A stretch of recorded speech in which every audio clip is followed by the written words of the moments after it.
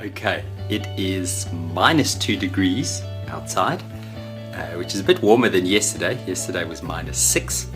It's Saturday morning, 7 a.m. I'm going for a run.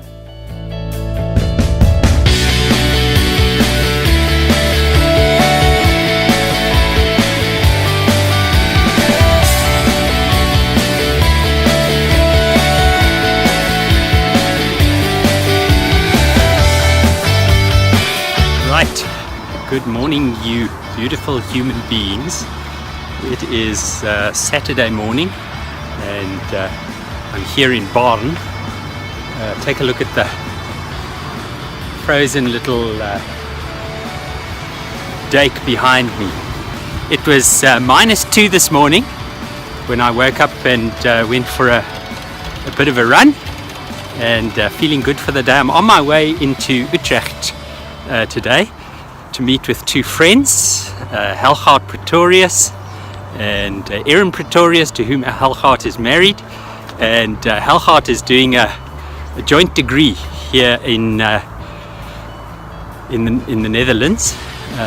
He is a joint PhD student between the University of Stellenbosch and the Free University in Amsterdam, and Erin has just completed her PhD in linguistics at Utrecht University. So I think she's here to finalize the very last stages of her doctoral work, and Helgard is about a year or so into his. Helgard works with me in the Faculty of Theology at Stellenbosch, so I'm looking forward to spending some time with my friends today. So just on my way to the station in Beme. So this morning I've been reflecting on something that I read just recently by Charles Duhigg in one of his books. I've read a few of Charles Duhigg's books. They're sort of popular books, but he spoke about a concept called psychological safety, and this struck me. Duhigg describes psychological safety as that space in which people find the freedom to be able to risk and even fail.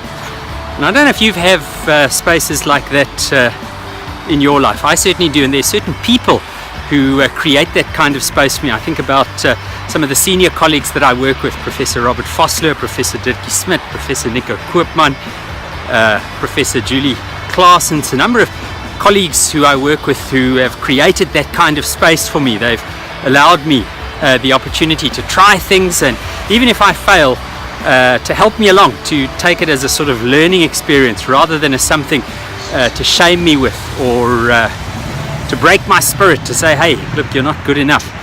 The reality is, I think, that the academic space isn't very often a space of psychological safety. It's so competitive.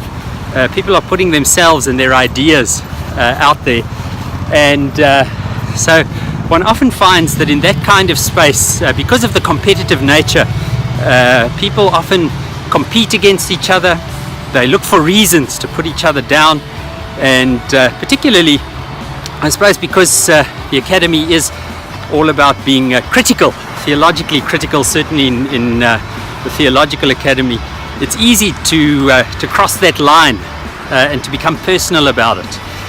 So yeah, today I just wanted to mention that point and to say, maybe if, like me, I have the privilege now of serving as the head of department of systematic theology at Stellenbosch University, and I think a lot about my colleagues, and that their creativity depends on them taking a couple of risks, having the freedom to try different things, and very often it's when they do the thing that's not normal, when they work outside of the norm, that they do their best work. And is there safety in that space?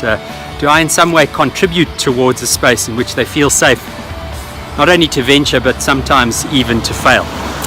So maybe in your home, in a team in which you work, maybe if you're a leader in an organization, you have the opportunity to create that space for others. So remember, this is not a lecture, it's just a thought, and yeah, maybe you can share with me some of your ideas. How do we create spaces of psychological safety? I'll put a link to Charles Duhigg's book in the show notes. So thanks for watching. I need to get on with the rest of my walk.